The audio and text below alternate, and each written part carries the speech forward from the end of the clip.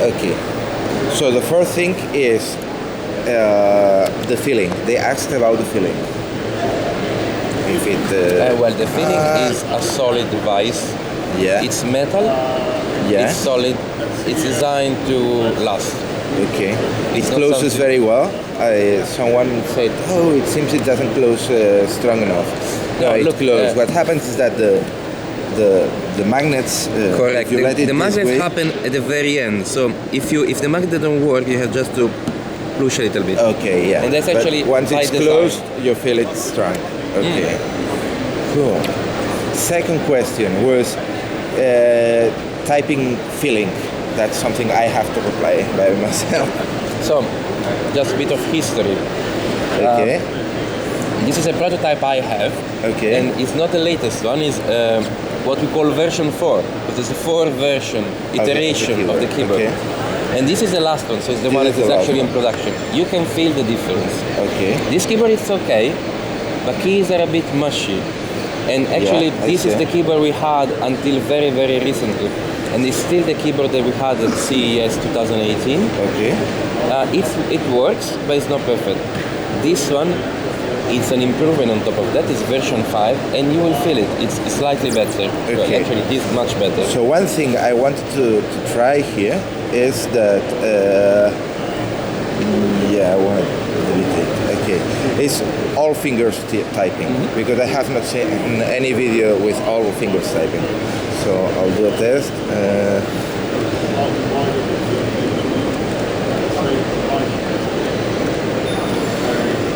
This is something very personal. We come from the Psion tradition, and the Psion has been usually considered like the best keyboard format, the minimum keyboard format you can really still type on it decently. Yeah. You can do smaller keyboard, but they're not as good. The feeling is not as good as Okay, yeah, this sure. one. It still requires a little bit of adaptation because we're not used to work on this anymore. But you can type very fast with, let's say, 3 fingers per hand, so with 6 fingers total. But you can, if you want, you can also type with all the hand. Yeah, I see It takes that a bit of practice. it needs a little bit of training. It's because definitely it's more. Of course, it's smaller than a normal keyboard. It's not But like I don't see any 1-2. problem with putting all the fingers here. And maybe the problem can be that few types are not recorded. But I suppose that with a little bit of practice, you can many people like also to using the type with two thumbs. fingers. I've That's the seen other lots way. of. Yet I do have a BlackBerry, so typing with 2 fingers it's okay, but writing with all the fingers, it's okay. Of course, it's okay. This is all about the keyboard, so it has to be perfect. Otherwise, there's no sense. Then there's another problem that I don't know how did you solve. Well, I know how did you solve it, but I don't know if it works good enough. And that's with accentuation. With I don't know how they say it I understand. in English. So we try to adapt it to. We try to develop several methods for it. So first of all, I can show you a Spanish keyboard. Okay. Which makes more sense to Yeah, you. it makes sense. It's a very cool device, by the way. I just need to power it on. Okay. So this is the keyboard layout for Spain. Okay. So we try to mitigate using different ways. So when you have just a small number of accented letters, like in Italian, you basically have all the important letters as a function and then one of the keys. Okay. So they're kind of immediately accessible. There are languages like Czech, when you have like a very big number of letters with accents. So what we have done is, so you have a multiple way to do it. So the most important, of course, are in the keyboard. But when you want some extra keys which are not there, what happens is you have the option to let me see if here is implemented. Yeah. So, so for example, you press E, you just keep it pressed for a second. Okay, that doesn't happen with this one. It should happen with this one Yeah, as well. I pressed one of them and... Let me try. You need the right version, so it's also possible that the version is not... yeah, correct. So this is the old version of the keyboard driver, and therefore it just replicate the E. Okay. Here you in have this some case, different... you're writing, so...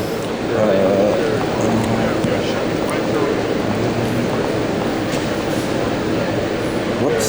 So let's just hide that. I have to... no. So I need to... Yes. Here.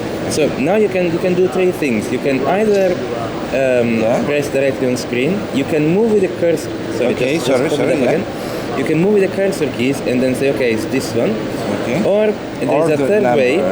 Exactly, the number. So it's number 5. This Okay. way. Okay. So we try to offer the maximum level of flexibility, really, Okay. and to So be the as problem clever here, as we could possibly be.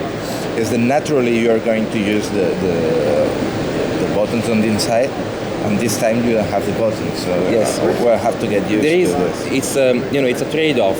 The keyboard is not as big as a standard 105, keys. Yeah. And unfortunately, there is no way to just, we can't just fit a number of keys, because if we do, then the whole user experience is much worse. Okay. So it's a trade-off, really. Okay. Okay. I mean that's how it is. Another thing. Well, I like the keyboard. I feel it's maybe not as strong as I would expect, but it's okay. It types very fast. I can put all the fingers here. I don't know if the video records it, but there is typing fast. So there's minor problems like the L. I'm pressing it just for to know where I have the finger, and that presses the letter, but I suppose that I have to get used not to Also, check I don't very know, strong. let me check how this is configured, but yes. So you have a little, you have different way to configure the keyboard. Okay. And one is with sound, so you know when you actually type something. Yeah. But there is also haptic feedback, which can be switched on and off.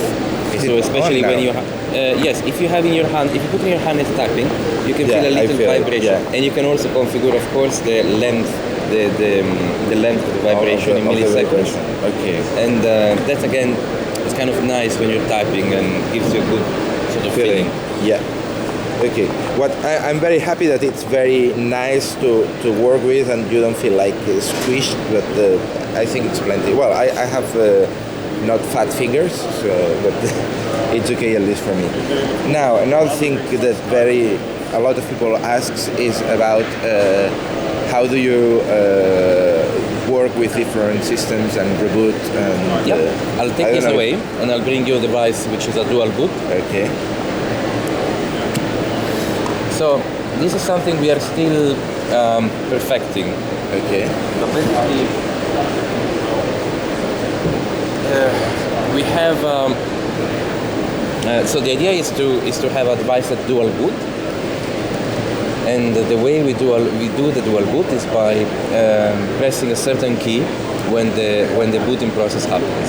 So if the key is pressed, the device boots in a certain partition. Okay. The key is not pressed, it boots in a different partition. Can you have more than two? Technically, yes, you can have more than two. We will provide support only for two, because we think people, let's say the majority of people will not need this, but we decided with this device to provide something. So we are technical people, we have a very technical, strong technical background, and we come from software. Yeah. And we always really wanted a device that is open, something you can tinker with. And we are so happy that we managed to, it's not easy when you produce a device to actually realize something that is open, because there are, legal issues and things like that. Okay. But we decided and we managed to open source a few extremely important parts. One is the kernel, of course, and one is the bootloader. And by open source, by releasing the source code of the bootloader, means that anybody can change that. And the bootloader is the part of the code that handles the initialization. Yeah. That means that if you want to do it by yourself and having like 10 different partitions and 10 different operating systems, you can. Okay. And we are sure that the communities will do that and will because provide you have support. At the beginning you had only the ideas of having a Debian, but now you have Debian, you have a Jola, which seems very very interesting, and maybe a room boot. I'm imagining. So yes, we started with. So as I said, we really want an open device. We also have very, very limited resources. So we try to focus on Android and on one version of Linux, Debian. Okay. To be honest, at the end, we had to revert much of the resources to Android to make sure the Android experience, which is most likely the most popular one, the most used one. We wanted that experience to be really strong and really good. That said, we are so happy that we received help from the communities, in particular from Nikita. And Nikita helped us a lot and basically allow us to not only improve the Debian image, but he ported Ubuntu, Sailfish, and he also ported an very, very experimental post-market OS. And for us was particularly nice to see it because post-market OS had the Hildon UI. And the Hildon UI is the UI used by the Nokia N900 phones, Mimo, Mego, and all that kind of series. Which I personally, I own it. It was extremely nice to see it back. I know, I own it too. So you will remember this blue splash screen. Yeah. It was like blue splash. Now.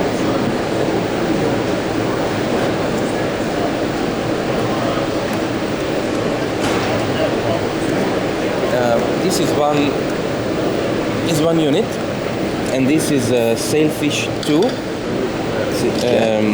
So it's not the latest one. We also have the latest one, but it's just for a Mobile World Congress sort of preview.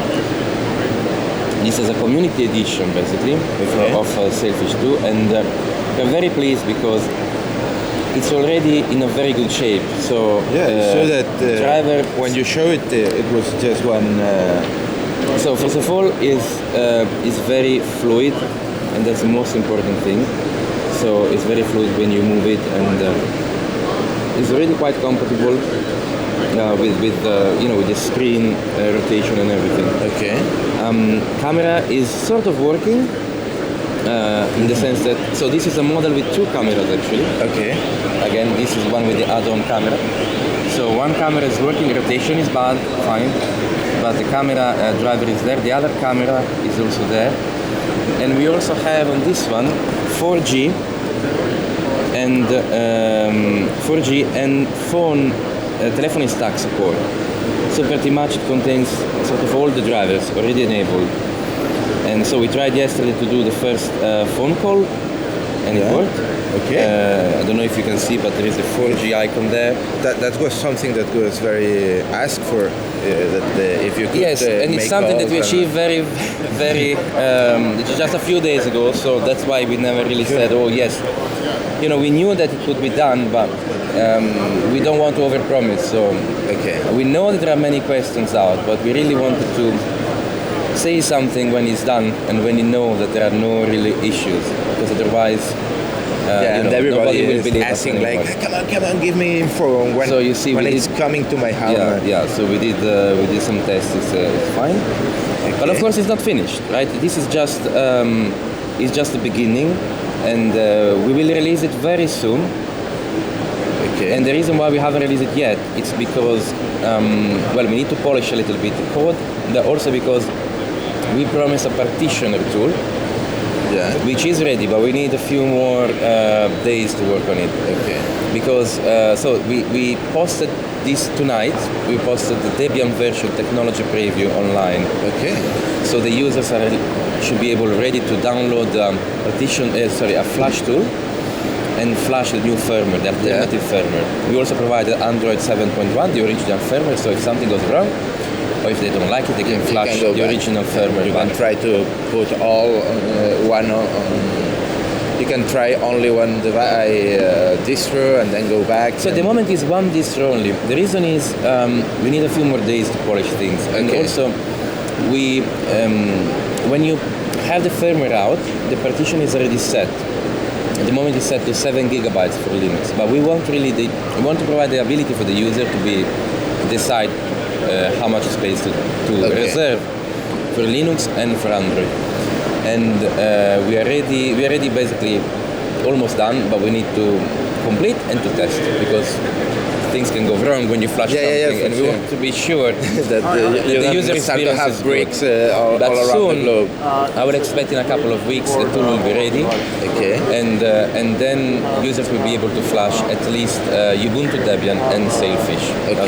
And community, now finally the first units are out, which means that people from various communities, they finally have the device, they can help, they can port different distributions. So basically, we can really start working together. Okay. Like a small computer Over there, yes. There's two.